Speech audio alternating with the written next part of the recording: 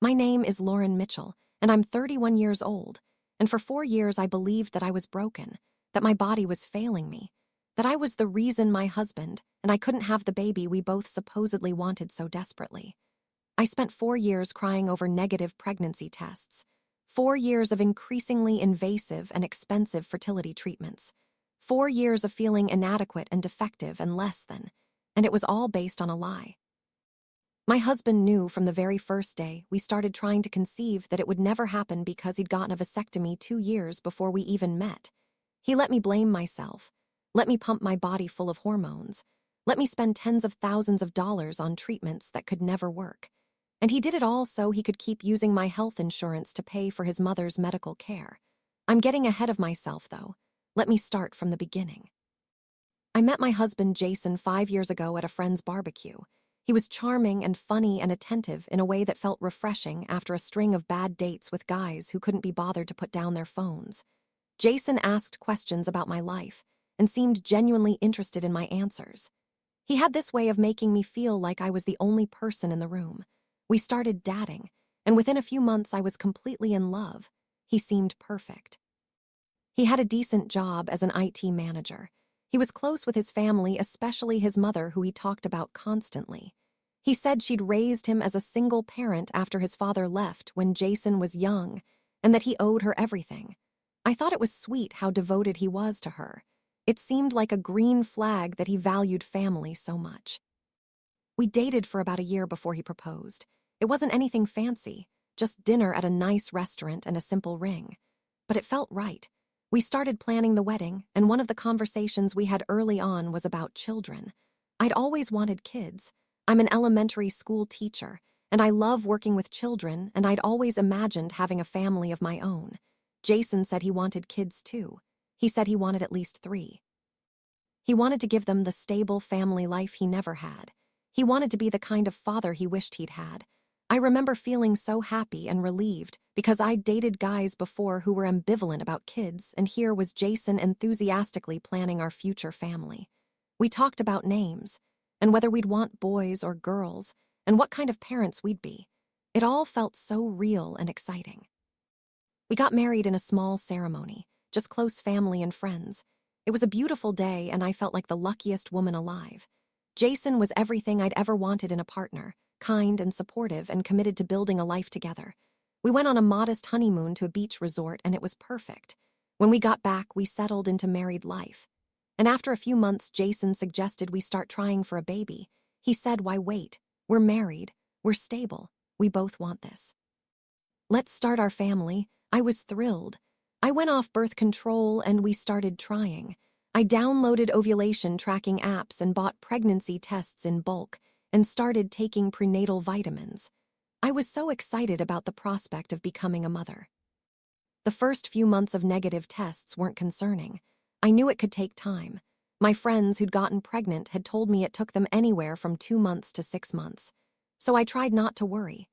But after 6 months of negative tests, I started to feel anxious. I made an appointment with my gynecologist, who told me that it was still early, that many couples take up to a year to conceive. She said to keep trying and not to stress about it because stress can actually make it harder to get pregnant. So I tried to relax. I tried to be patient. Jason was supportive. Every month when I got my period and cried, he would hold me and say, "It's okay, honey, it'll happen. We just need to keep trying. We're in this together." After a year of trying, I went back to my doctor and asked for fertility testing. She ran a full panel on me, checked my hormone levels, did an ultrasound to look at my ovaries, checked my fallopian tubes. Everything came back completely normal. I was relieved but also confused. If there was nothing wrong with me, then why wasn't I getting pregnant? My doctor suggested that Jason get tested too. She said male factor infertility is actually quite common, and it's important to rule it out. I brought it up to Jason that night, and he seemed uncomfortable. He said he didn't think that was necessary, that the problem was probably just timing or stress.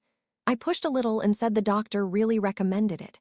It's just a simple test, and he finally agreed, but he seemed reluctant about it.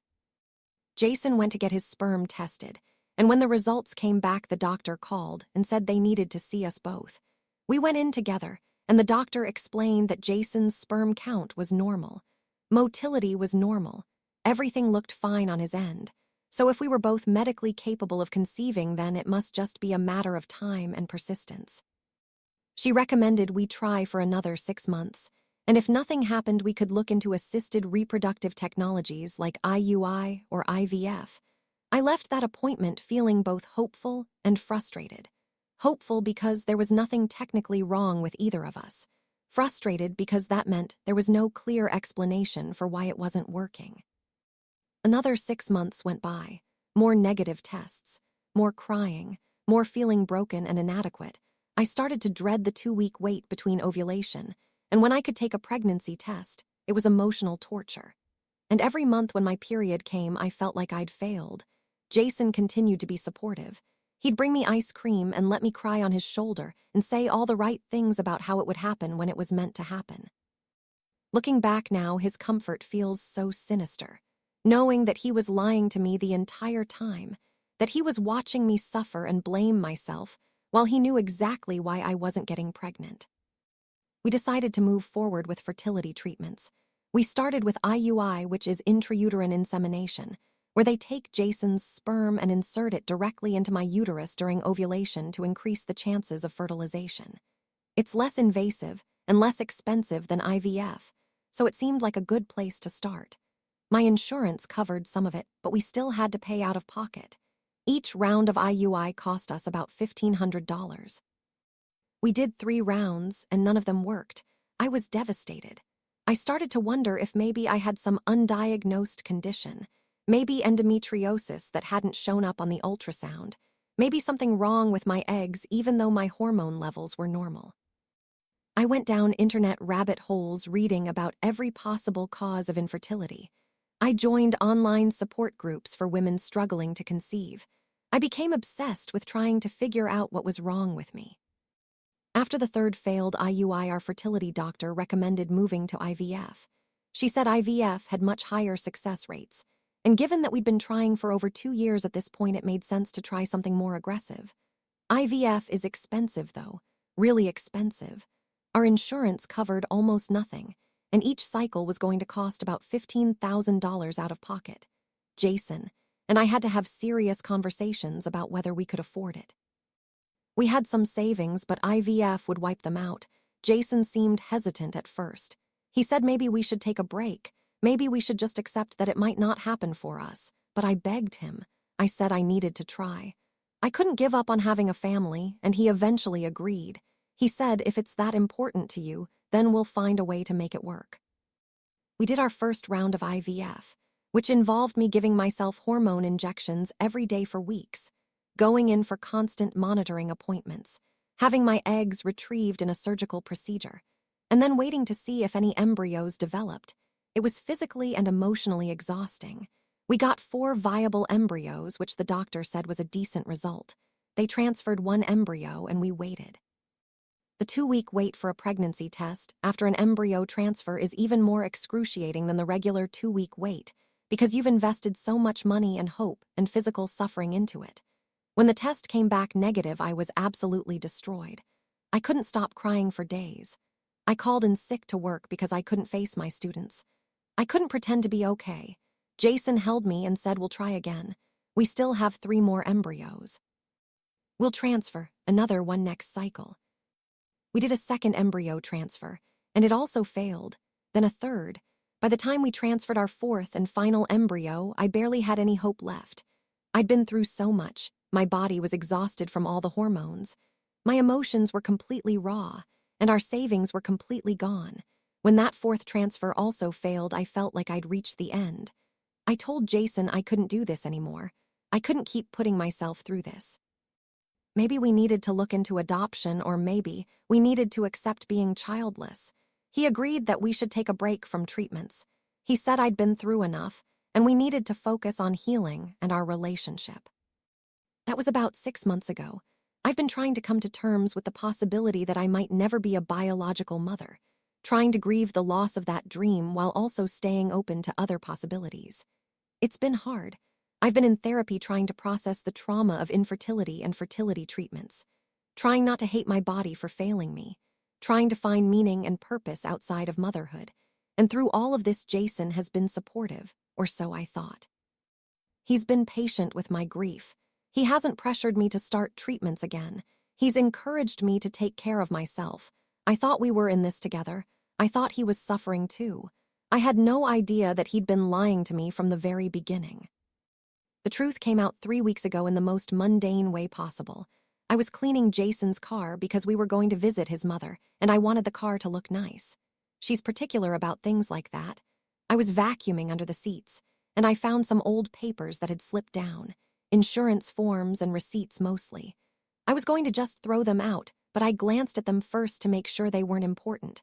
One of the receipts caught my eye. It was from a urology clinic dated 6 years ago, before Jason and I had even met. The receipt was for a vasectomy procedure including the consultation fee and the surgery fee. I stared at it confused. It had to be a mistake. Maybe it was for someone else, but it had Jason's name on it. Jason Mitchell, his date of birth, his insurance information. It was definitely him. I felt like the floor had dropped out from under me. My hands were shaking as I held the receipt. My mind was racing, trying to make sense of what I was seeing. Why would Jason have gotten a vasectomy 6 years ago? And more importantly, why had he never told me about it? And even more importantly, how had we been trying to have a baby for 4 years if he'd been surgically sterilized? The sperm test results came back to me. The doctor had said his sperm count was normal. How was that possible if he'd had a vasectomy? Unless, oh God, unless he'd had it reversed. But wouldn't he have told me if he'd done that?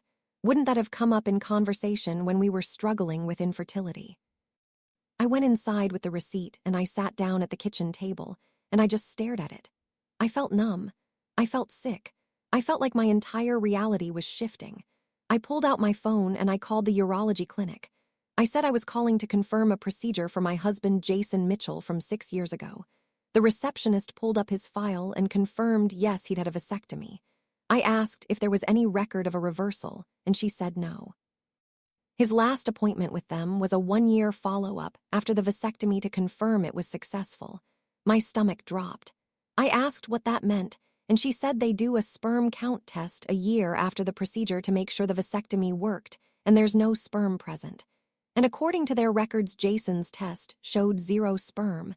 The vasectomy had been successful. I hung up the phone and I felt like I couldn't breathe. Jason had been sterile for 6 years. He'd been sterile when we met, when we got married, when we started trying for a baby, every month of negative tests, every fertility treatment, every IUI, every round of IVF. All of it had been impossible from the start. He knew. He had to have known. And he let me go through all of it anyway. He let me blame myself. Let me think my body was broken. Let me spend thousands of dollars and put myself through physical and emotional hell for something he knew could never happen. I felt rage building in my chest, a white-hot fury that made me want to scream and throw things and hurt him the way he'd hurt me.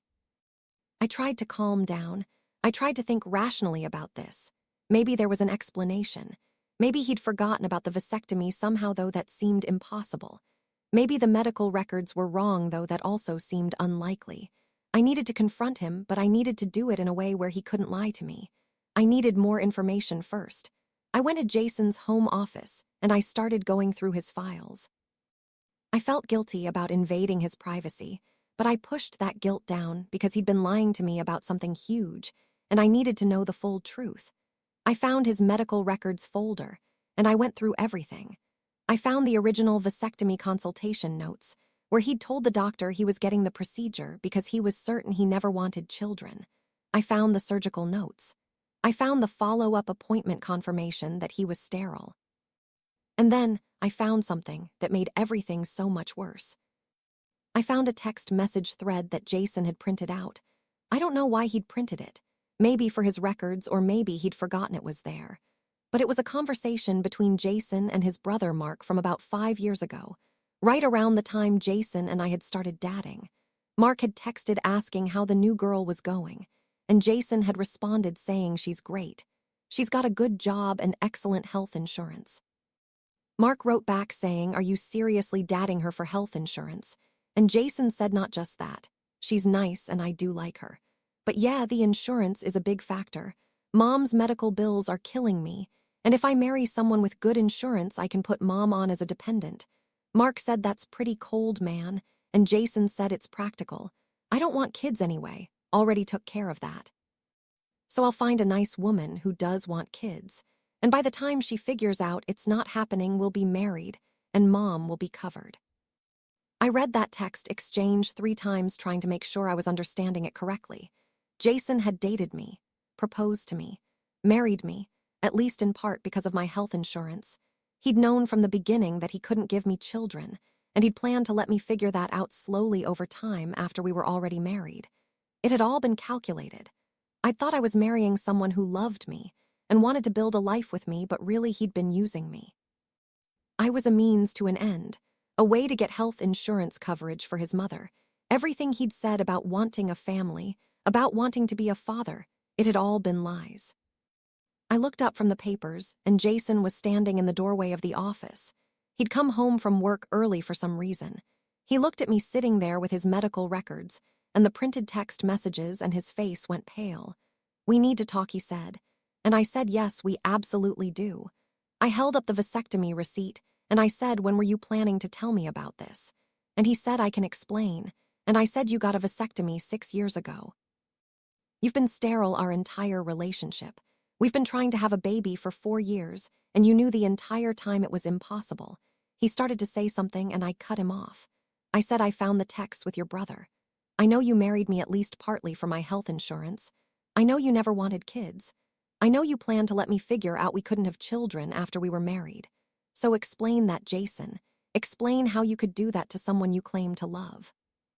He sat down, and he actually had the audacity to look hurt. He said, "It wasn't like that. I do love you." And I said, "That's not an explanation." He said, "When I got the vasectomy, I was young, and I was sure I didn't want kids. My childhood was so messed up with my dad leaving and money always being tight, and I just didn't want to bring a child into that. But then I met you, and you were so wonderful, and you wanted kids so badly, and I thought maybe I could want them too."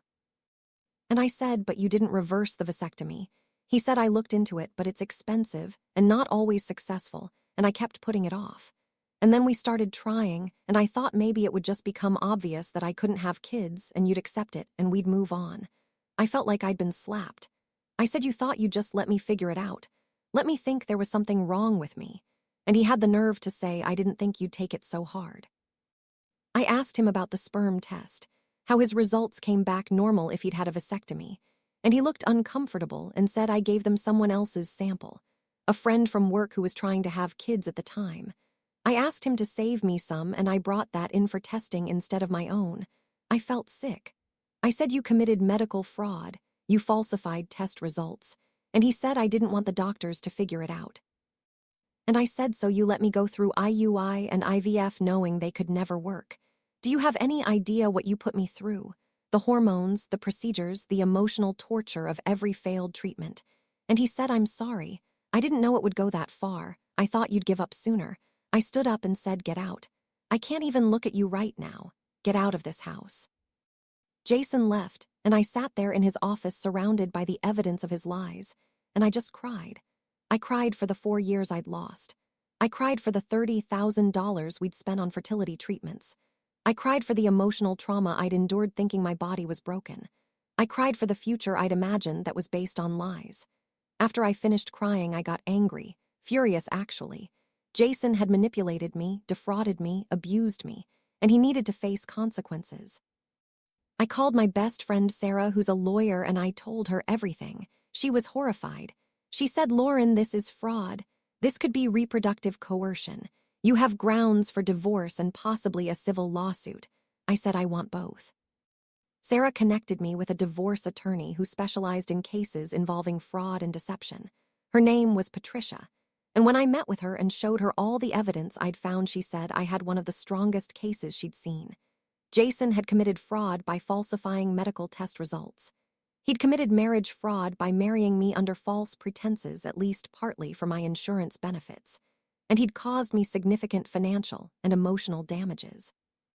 She said we could pursue a divorce on grounds of fraud, and we could also file a civil suit for damages including the cost of fertility treatments, emotional distress, and possibly even the cost of my therapy.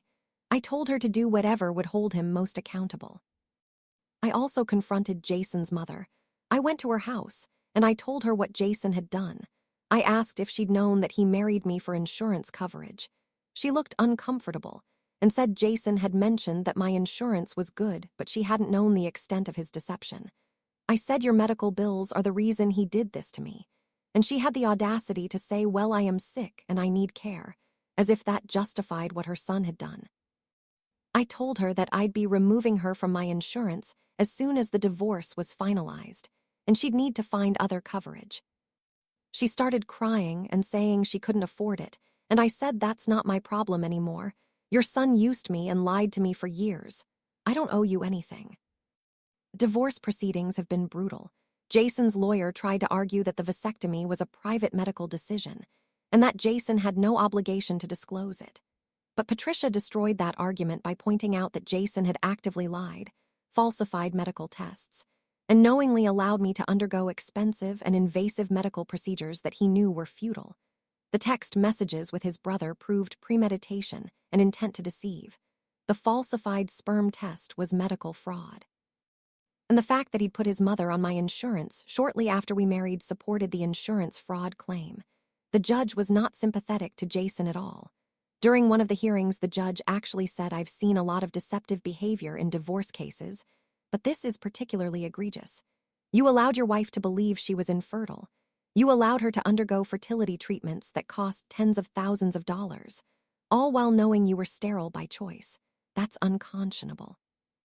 The civil lawsuit is still ongoing, but my lawyer is confident we'll win.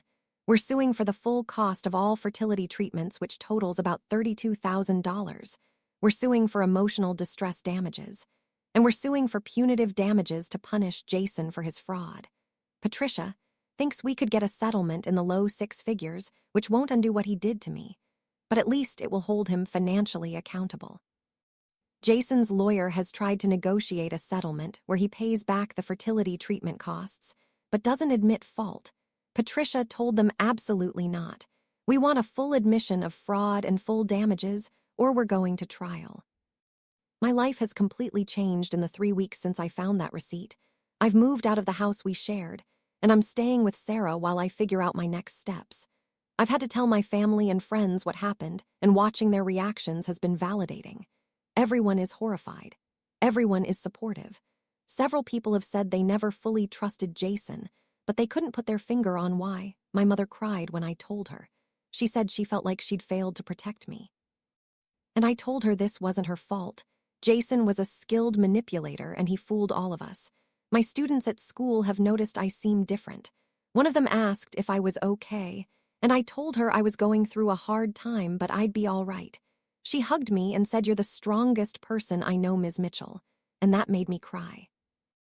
I've also had to process the grief of losing the future I thought I had. I'd imagined myself as a mother. I'd imagined raising children with Jason. I'd imagined our life together, and all of that was based on lies. I'm grieving the loss of my marriage, but I'm also relieved to be free of someone who could deceive me so completely. My therapist has been helpful in working through these complicated emotions. She's helped me see that Jason's actions say everything about him and nothing about me. I trusted my husband. I believed him when he said he wanted children. Those were reasonable things to do. I'm not naive or stupid for believing him. He's cruel and manipulative for lying. I'm also working through my feelings about fertility and motherhood. For 4 years, I defined myself by my inability to get pregnant. I saw myself as broken and less than. And now I know that was never true. There was never anything wrong with me. My body was working exactly as it should, and I could potentially have biological children with a different partner someday if that's what I want. But I'm also questioning whether I want that anymore. The trauma of the last 4 years has changed my relationship with the idea of motherhood. I'm not sure I want to go through pregnancy and fertility treatments again, even if they would work this time. I'm considering other paths to parenthood like adoption. Or I'm considering that maybe I don't need to be a parent at all to have a fulfilling life. I love my students. I have a career I'm passionate about. I have friends and family who love me. Maybe that's enough. What I do know is that I deserve better than what Jason gave me. I deserve honesty and respect, and a partner who sees me as a person, not as a means to an end. I deserve someone who would never let me suffer needlessly. who would never lie about something as fundamental as fertility and family planning. And I'm committed to never settling for less than that again. I'm also committed to sharing my story because I think reproductive coercion and deception are more common than people realize. I've connected with online communities of women who have experienced similar things. Men who lied about vasectomies or secretly sabotaged birth control or pressured partners into having or not having children. It's a form of abuse, and it needs to be talked about more openly. The receipt I found in Jason's car changed everything. It revealed a truth I'd never suspected, that the man I married never intended to give me the family he promised, that he'd used me for insurance coverage and let me torture myself for years thinking I was infertile. But finding that receipt also freed me. It freed me from a fraudulent marriage. It freed me from blaming myself for infertility I never had. It freed me from a future with someone who fundamentally didn't respect me. We'd been trying for a baby for 4 years, and then I found my husband's vasectomy receipt, and my whole world shattered, and then slowly started to rebuild into something more honest and real. Jason has tried to reach out several times, sending long apologetic text messages saying he never meant to hurt me, that he does love me, that he was just scared and made bad decisions. But I haven't responded. There's nothing he can say that would make this okay, no apology that would undo the damage he's caused. He stole 4 years of my life. He stole $30,000.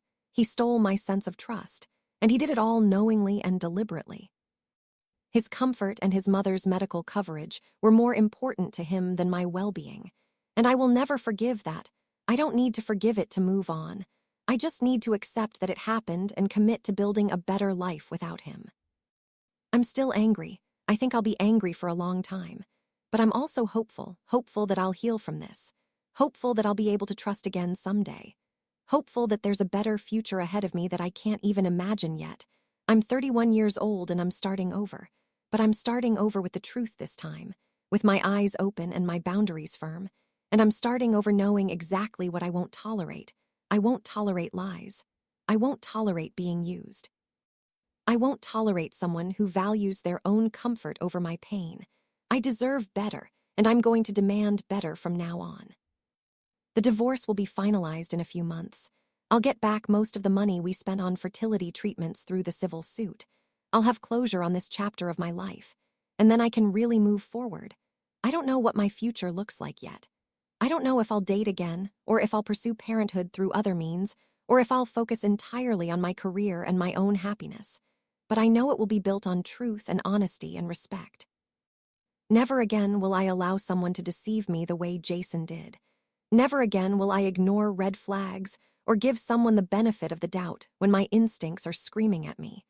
I've learned the hardest way possible that some people are willing to cause immense harm to get what they want, and the only protection against that is to trust yourself and demand accountability. My husband said he wanted kids. He said we'd build a family together. He comforted me through 4 years of negative pregnancy tests and fertility treatments. And all along he knew it would never happen because he'd gotten a vasectomy before we met. He married me for my health insurance so he could cover his mother's medical care. And when I found the receipt and confronted him, he admitted he never wanted children with me, just my insurance. That's my story, and I'm sharing it so other women know to protect themselves, to verify what their partners tell them, to trust their instincts when something feels off. Because if I'd asked more questions earlier, if I'd been less trusting, maybe I could have avoided 4 years of suffering. But I can't change the past. I can only learn from it and build a better future, and that's exactly what I'm going to do.